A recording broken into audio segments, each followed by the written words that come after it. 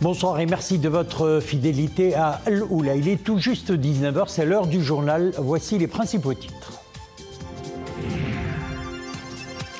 La Ligue arabe tient une réunion ministérielle d'urgence au Caire, une réunion ministérielle d'urgence convoquée sur haute instruction de Sa Majesté le Roi suite à l'escalade dangereuse qui menace la sécurité et la stabilité de la région et à la détérioration de la situation dans la bande d'Orza. Nous irons à Marrakech où se poursuivent les travaux des assemblées annuelles du Fonds monétaire international et du groupe de la Banque mondiale. Les efforts de reconstruction déployés par le Maroc suite au séisme d'El Haouz ont été mis en avant par le président du groupe de la Banque mondiale. Et puis notre page culturelle en fin de journal, nous vous emmènerons à la découverte d'un artiste venu du Cameroun. Il a séjourné à Casablanca pour la toute première fois dans le cadre d'une résidence artistique. Ces travaux sont actuellement à l'honneur à l'Atelier 21 de Casablanca. Nous entamons notre édition par le dossier Proche-Orient. Suite aux tensions qui minent la région, le Conseil de la Ligue arabe s'est réuni au Caire cet après-midi. Une réunion ministérielle d'urgence convoquée sur haute instruction de Sa Majesté le Roi. Cette session du Conseil ministériel, qui se tient sous la présidence du Maroc, a pour objectif de discuter de l'action politique au niveau arabe et international au sujet de la détérioration de la situation dans la bande d'Orza et mettre un terme à la dangereuse escalade qui menace la sécurité et la stabilité de la région. Réunion d'urgence convoquée, rappelons-le, par le Maroc et l'État de Palestine. Mariam El-Messi. Des décès par centaines, des blessés par milliers et un flux de déplacés qui ne cesse de grossir. Ces chiffres à l'appui que Nasser Bourita met des mots sur la situation tragique qui fait rage pour le 6e jour d'affilée dans la bande de Gaza. Présidant les travaux de la session extraordinaire du Conseil de la Ligue des États arabes au niveau des ministres des Affaires étrangères, Nasser Bourita dresse la position de Rabat concernant l'escalade des combats.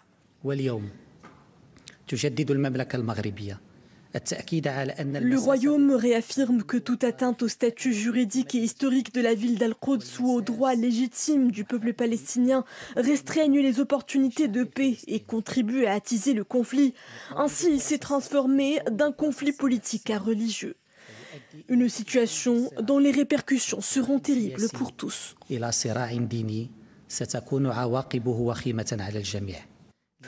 Prêt à s'engager dans les efforts internationaux permettant au peuple palestinien de réaliser ses aspirations et fonder son État indépendant avec Al-Quds-Est comme capitale, le Royaume en appelle à la mobilisation collective des partenaires internationaux en vue d'instaurer une accalmie et mettre terme immédiatement aux hostilités dans la bande de Gaza.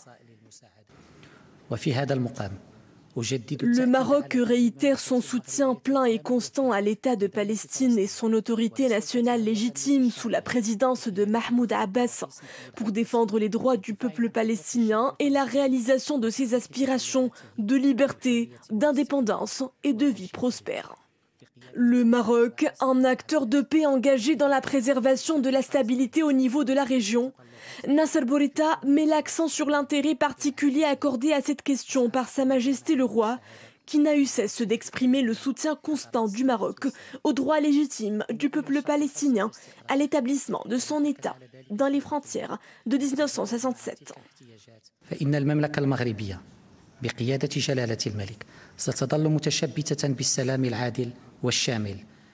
Le royaume du Maroc, sous la conduite de Sa Majesté le Roi, reste attaché à la paix équitable et globale, conformément au référentiel de la légitimité internationale, en tant que choix stratégique irrévocable.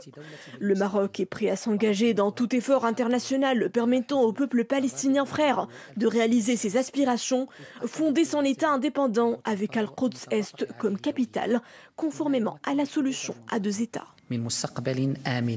يعمه السلام ويتيح فرص التفوق للأجيال الصاعدة. Une réunion d'urgence qui devrait plancher également sur la réalisation d'une série d'objectifs majeurs prônés par le Royaume, accélérer le processus de réconciliation nationale et acheminer les aides humanitaires et sanitaires à la bande de Gaza et des territoires affectés. Maroc, Union européenne, à présent le chef du gouvernement est à Bruxelles. Aziz Akhnouch s'est entretenu avec la présidente de la Commission européenne, Ursula von der Leyen, rencontre tenue en présence du ministre des Affaires étrangères, de la coopération africaine et des Marocains résidant à l'étranger, Nasser Bourita. Les deux parties ont insisté sur la solidité des relations entre le Royaume et l'Union européenne et examiné les moyens de renforcement du partenariat stratégique qui les lie, notamment dans le contexte actuel. Rappelons que le Maroc est le premier partenaire économique et commercial de l'Union européenne au niveau du continent africain, tout comme l'Union européenne est le premier partenaire commercial du Royaume, avec des échanges commerciaux qui dépassent 60% du volume total des échanges. Prenons la direction de Marrakech où se poursuivent les travaux des assemblées annuelles du Fonds monétaire international et du groupe de la Banque mondiale.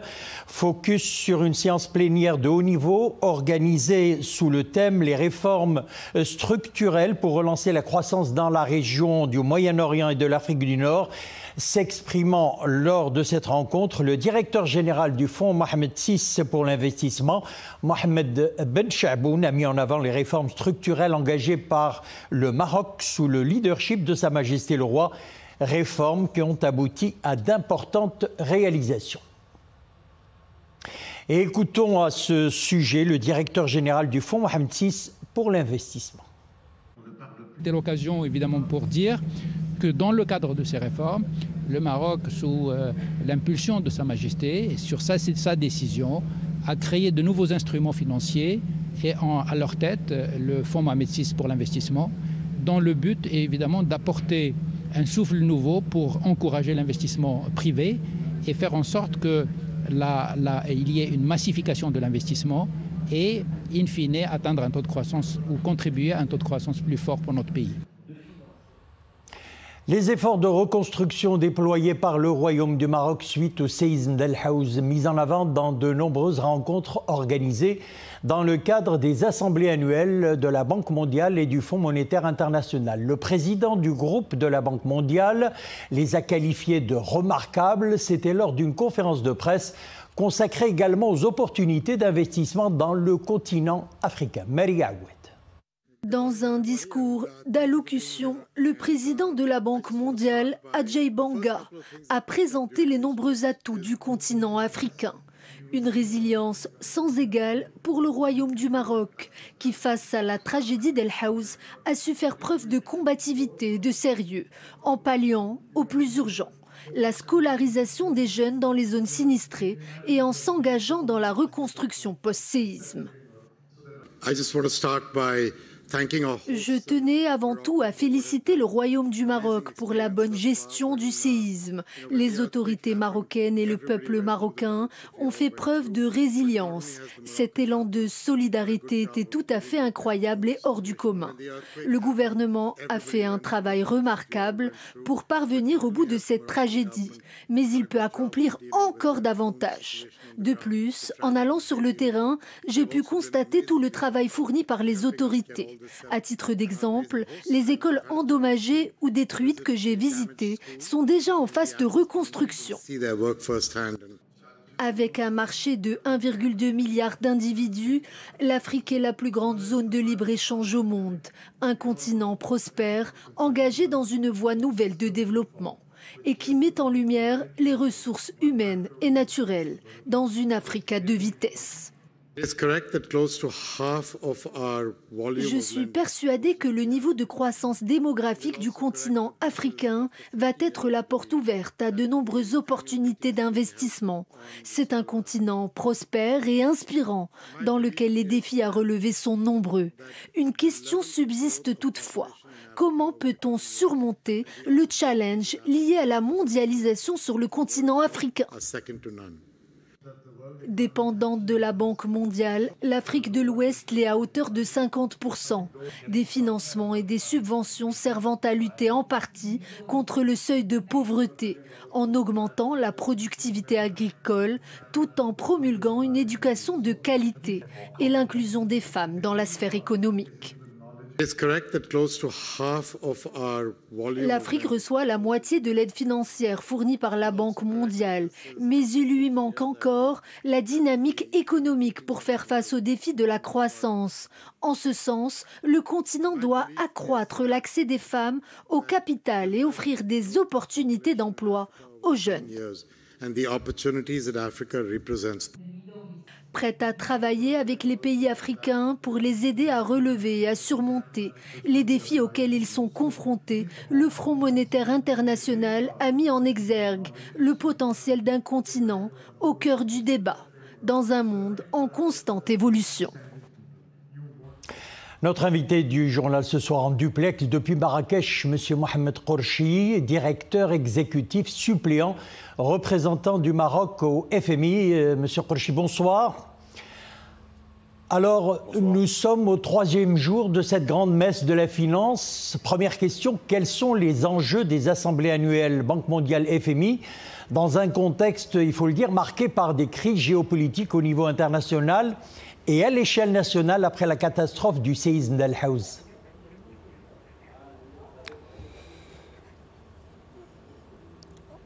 En effet, les participants à l'Assemblée annuelle sont ici pour discuter les problèmes épineux auxquels fait face l'économie mondiale. Le plus important pour l'instant, c'est les responsables économiques dans les différents pays doivent coordonner leur politique monétaire et fiscale afin de mettre en place des politiques bien organisées et bien coordonnées sur la base des analyses économiques récentes publiées par le Fonds et par la Banque. Il s'agit notamment de renforcer le multilatéralisme qui a joué un rôle positif pour l'économie mondiale. En effet, contenir ou atténuer les fragmentations que connaît l'économie mondiale est très important. Cette fragmentation a des effets néfastes sur la production, sur les chaînes d'approvisionnement et sur l'inflation. Enfin, il est question d'éviter d'aggraver les incertitudes que connaît l'économie mondiale. Alors, M. Qorchi, quelles seraient les retombées immédiates des assemblées annuelles de la Banque mondiale et du FMI sur l'économie marocaine? En effet, il y a des centaines d'investisseurs qui sont à Marrakech. Il est important que ces investisseurs viennent au Maroc et se rendent compte de première main des potentialités du Maroc, des projets en cours et également des ambitions du pays. Se rendre compte que le Maroc est un partenaire sérieux qui a accompli beaucoup de choses et qui est lancé dans la voie de la diversification économique, et c'est exactement ce que les partenaires commerciaux sont en train de prospecter. Alors, du point de vue qui incombe au Royaume du Maroc dans le processus de développement de l'Afrique, surtout que le Royaume s'érige en porte-voix du continent. En effet, le Maroc est en train de renforcer des liens historiques qu'il a avec l'Afrique. Et puisque tout le monde s'accorde pour dire que l'Afrique, c'est l'avenir de la croissance, étant donné les actifs démographiques et étant donné aussi la disponibilité de matières premières. Le réveil de l'Afrique est inéluctable. Le Maroc n'a pas de rapport mercantiliste avec l'Afrique. Le Maroc s'est positionné pour investir dans l'Afrique, pour aider dans des secteurs porteurs, que ce soit au niveau bancaire, au niveau des infrastructures et la construction. Donc le Maroc est bien placé pour la concurrence qui va certainement avoir lieu en Afrique parmi les puissances économiques. C'est un partenariat mutuellement bénéfique pour le Maroc et pour l'Afrique. il s'agit de développer des liens sud-sud.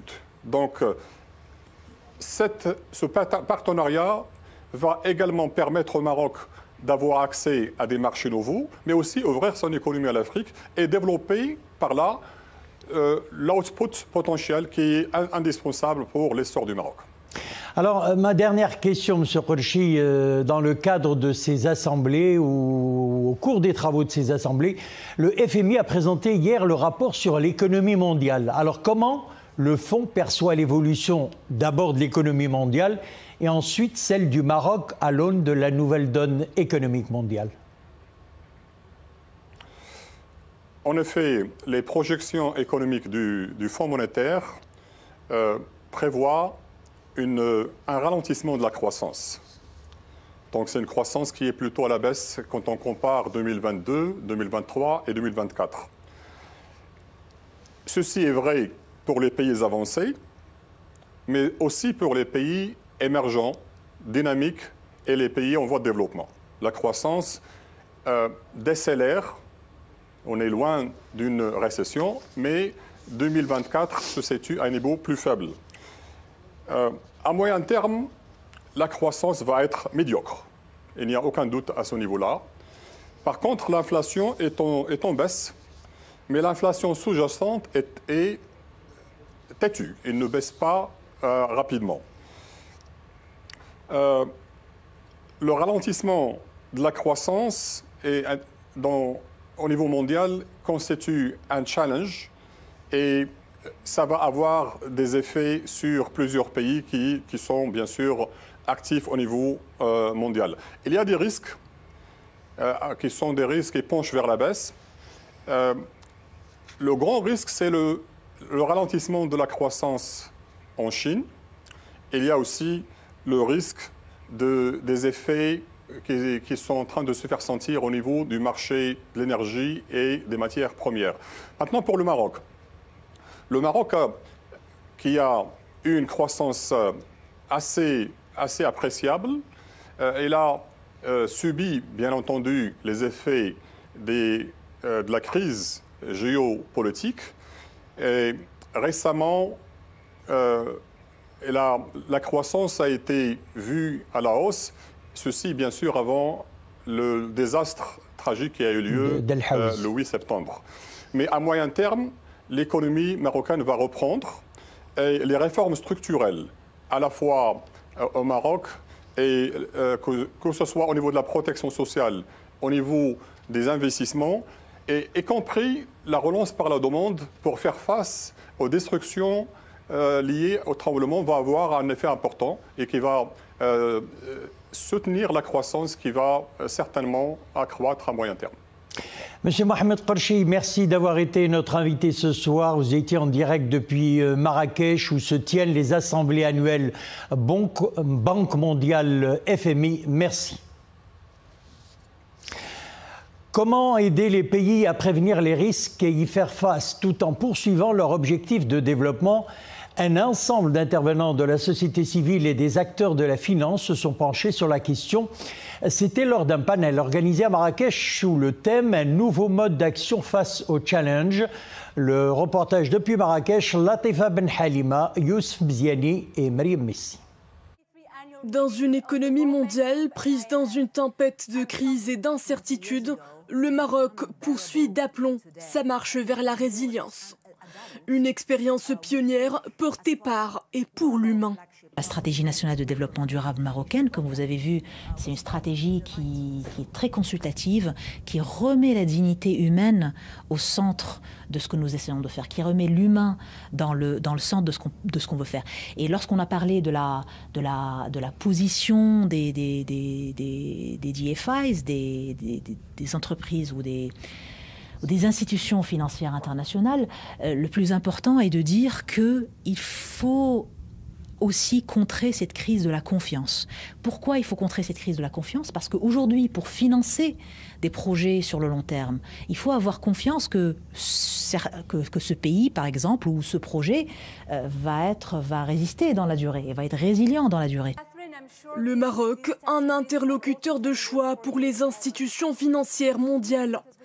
Pays africains leaders en développement humain, en développement durable et en transition énergétique. Autant de défis transgénérationnels qui nécessitent des mécanismes de coopération monétaire réinventés. De quoi mieux servir dans la durée les populations les plus vulnérables. Aujourd'hui, on est dans cette perspective où il faut investir dans la durée, il faut avoir de la flexibilité dans la définition des mécanismes de financement. Et le Maroc, bien entendu, est ce pays qui offre cette chance de pouvoir tester un peu ces mécanismes innovants de financement qui sortent de la manière traditionnelle de financer des pays ou des projets qui, en général, restent entre de la dette ou de l'equity. La Banque mondiale adopte désormais cette économie de financement de projets flexible, globale et inclusive, un modèle d'action en phase avec les réalités actuelles. Comme vous le savez, les pays en voie de développement affrontent des défis multiples, géostratégiques, économiques et climatiques, entre autres. Quelle politique monétaire adopter pour soutenir les économies de ces pays?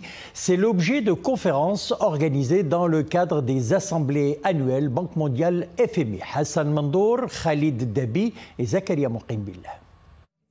Depuis quelques années, le monde vit au rythme de crises économiques multiples et de bouleversements financiers. Des situations d'autant plus aggravées par les conflits armés, les catastrophes naturelles et les changements climatiques. Les pays en voie de développement sont particulièrement affectés par les conséquences économiques. Dans ce contexte, quelles solutions monétaires et financières adopter? La politique monétaire a fait des progrès en termes de flexibilité du taux de change. Et ça, c'est très important pour l'efficacité de la politique monétaire.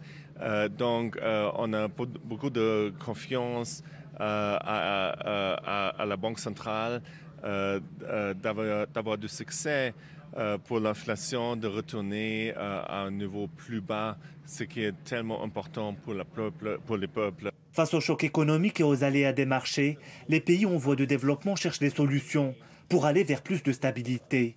Pour les experts, le Maroc est un bon exemple de gouvernance financière. Le Royaume a réussi à absorber les effets des chocs économiques internationaux tout en s'engageant sur la voie de la croissance et du développement. L'économie marocaine offre un bon exemple de résilience avec la maîtrise des taux d'inflation. Au FMI, nous saluons les efforts consentis par Banque El Maghrib pour préserver la valeur de la monnaie nationale. Dans des contextes économiques instables, apparaît l'importance des coalitions, une nécessité d'autant plus impérieuse pour les pays en voie de développement. C'est dans cette optique que le groupe des 24 a été créé au début des années 70. À Marrakech, les représentants de ce groupe veulent faire entendre les attentes des pays en voie de développement, réduire la dette des pays les plus pauvres et les plus vulnérables et financer les grands projets de réforme. Comme vous savez, il y a des crises multiples qui se sont succédées depuis 2020. Il y a bien sûr la Covid, il y a aussi la guerre en Ukraine, il y a eu l'inflation. Il y a eu la crise alimentaire, donc ça fait une succession de chocs qui ont impacté négativement la situation des différents pays. Ce que nous disons simplement, c'est que ce contexte de volatilité nécessite des réponses, souvent des réponses concertées, des réponses collectives. Et c'est ce que nous essayons de promouvoir. Pour le groupe des 24, la décision du G20 d'accorder le statut de membre permanent à l'Union africaine va dans le bon sens. Les responsables du G24 voudraient également voir un 3e siège pour l'Afrique subsaharienne au conseil d'administration du FMI, afin de renforcer la voix et la représentativité de la région.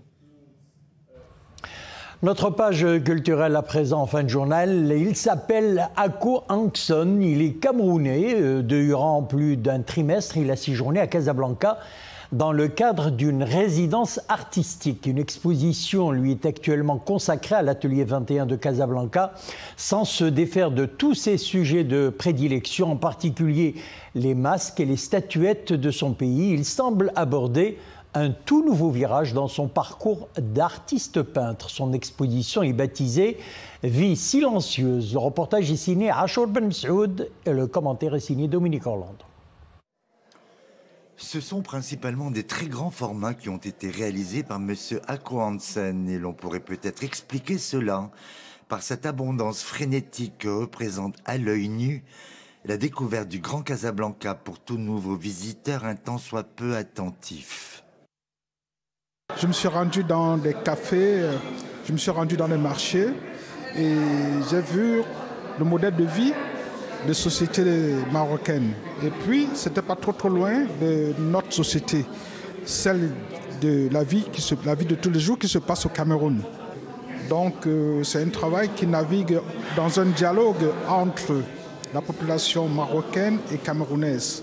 Il faut dire qu'il y a une influence des masques et statuettes dans le travail qui indique d'où je viens. D'un village situé à l'ouest du Cameroun où dès son enfance on lui a toujours conseillé de prêter une attention particulière à ses aînés mais aussi aux plus vulnérables. Est-ce pour cela qu'il a choisi d'intituler cette toute première exposition à Casablanca « Les vies silencieuses ».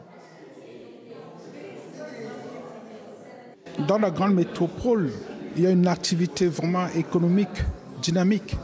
Mais à côté de ça, il y a des personnes qu'on retrouve dans des marchés, en bordure de route, dans les cafés, qui font des tout petits métiers et qui sont constamment en train de demander quoi. Tu sens que ces personnes portent leurs souffrances, leurs charges au quotidien. Et ça, c'est partout, même au Cameroun. On trouve des gens au quotidien qui souffrent, qui sont dans le besoin, qui ont besoin qu'on les aide. Et c'est pour ça que je parle des vies silencieuses qui sont comme des personnes oubliées. Et c'est ceux-là même qui portent la culture et la tradition d'un peuple, sincèrement. Parce que les gens qui sont plus aisés ne sont plus accrochés tellement à leur tradition et à leur culture. Ils sont plutôt dans l'espace, dans le futur. Ils sont dans la modernité complètement. Ils oublient tout. Tout son travail repose sur cet incroyable équilibre des tons, non pas dans le sens d'une harmonie obligée, plutôt dans celui d'une vraie cohérence qui fait qu'il n'y a plus rien à ajouter au tableau.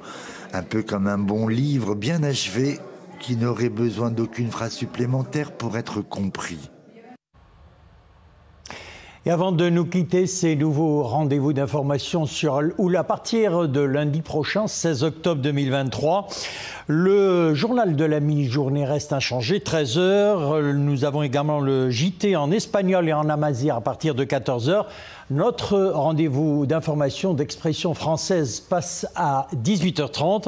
Le journal principal, l'édition principale, 20h30 et le dernier bulletin d'information, 23h30.